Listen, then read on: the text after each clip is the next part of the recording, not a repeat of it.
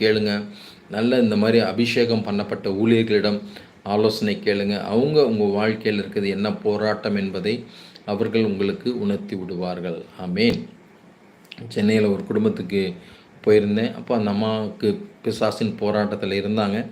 ஆண்டவர் விடுதலை கொடுத்தார். ஆனால் விடுதலை கொடுத்தாலும் அவர்களுக்குள்ள அந்த நம்பிக்கை குறைவு, விசுவாச குறைவினால, இல்லை பாஸ்டர் எனக்குள்ளே அந்த பிசாசு இருக்குன்னு மீண்டும் மீண்டுமாய் சொல்லிக்கொண்டே இருந்தார்கள். ஆனால் கர்த்தர் பரிபூர்ண விடுதலையை அவர்களுக்கு கொடுத்தார் என்று நாங்கள் சொல்லும்போது கடைசியாக அதை ஏற்றுக்கொண்டு அந்த நம்பிக்கையில் அவர்கள் வளர ஆரம்பித்தார்கள்.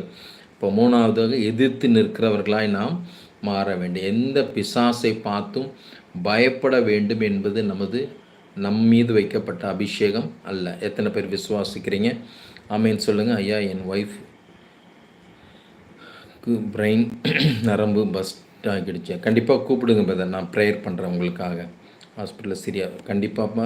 நன்றிப்பா. அருமையான சகோதரிக்கு இருக்கிற அந்த பிரெயின் ப்ராப்ளத்தை கர்த்தர் மாற்றுங்க. அப்பா நன்றிப்பா. உங்களுடைய அபிஷேகம், உங்களுடைய கிருபை மகளை தொடுவதற்காக நன்றிப்பா. உங்களுடைய வல்லமை மகளை தொடுவதற்காக நன்றி. இப்பொழுதே ஆவியானவர் ரிபா சந்தூர் யங்கதராபா ஷதூரி ஹந்தராபா தெய்வ வல்லமைப்பா, குணமளிக்கும் வல்லமை இந்த தாயாரை அந்த சகோதரி கத்தனை தொடுவதற்காக நன்றி நன்றி நன்றிப்பா நன்றிப்பா. நிச்சயமாக பிரதர் நல்ல ஒரு சூழ்நிலையில் வெளியே வருவாங்க. பயப்படாதீங்க. கர்த்தர் ஒரு பரிபூர்ண விடுதலையை, சமாதானத்தை உங்கள் குடும்பத்திற்கு கட்டளையிடுவேன் என்று வாக்கு பண்ணுகிறார். ஆமேன். மூன்றாவதாக பார்க்க டிஸ்கிரிமெண்ட், நல்லா பகுத்து அறிகிற நபர்களாய், ஆவிக்குரியவங்க யார் எதை சொன்னாலும் அதை அப்படியே ஏற்றுக்கொள்கிறவர்களாய் இருக்க மாட்டாங்க. நல்ல ஆவிகளை பகுத்தறிந்து இது கரெக்டாக தப்பா. ஏன்னா இன்றைக்கி நிறைய பேர் என்ன பண்ணுறாங்க, யூடியூப்பில் நிறைய ஊழியக்காரர்களை குறித்து குறைவு சொல்கிறாங்க. உடனே அதற்கு பின்பாக ஓடி போய் அவர்களும் அந்த குறைவை சொல்லி, அவர்களும் அந்த காரியங்களை சொல்லி அவர்களை அவமானப்படுத்தி கொண்டு இருக்கிறார்கள். அப்படி இல்லாதபடிக்கு எது சரி எது தவறு என்பதை உணர்ந்து கொண்டு எது எது எது கரெக்டான வார்த்தை, ஆவியை பகுத்தறிகிற பிள்ளைகளாய் நீங்கள் மாற வேண்டும். அதுதான் ஆவிக்குரிய பிள்ளைகளின் பலம்.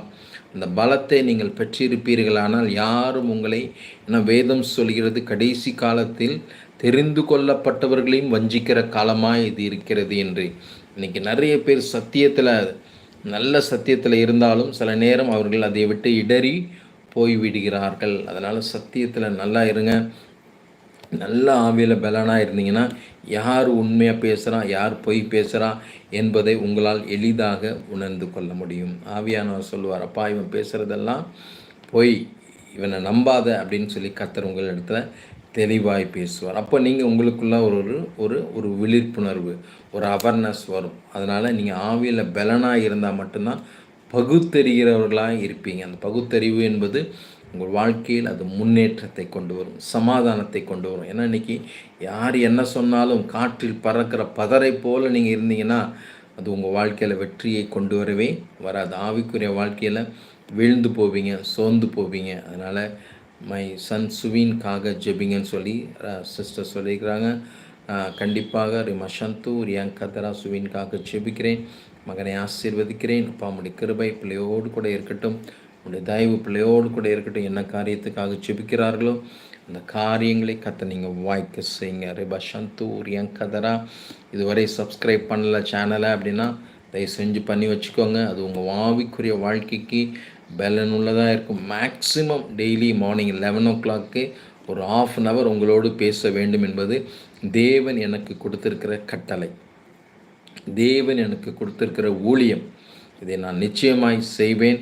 அதனால் என்னோடு கூட இணைந்திருங்க. உங்கள் ஆவிக்குரிய வாழ்க்கையில் ஒரு 21 நாள் என்னோட இணைஞ்சிருந்தீங்கன்னா போதுங்க. உங்கள் ஆவிக்குரிய வாழ்க்கையில் நிறைய மாற்றங்கள் வந்திருப்பதை உங்களால் உணர முடியும். ஆமீன். அதே போல் ஊழியத்தை தாங்க வேண்டும் என்கிற பாரம் உங்களுக்குள் இருக்குமானால் கண்டிப்பாக ஊழியத்தின் ஜிபே நம்பரை மேலே கொடுத்துருக்குறேன்.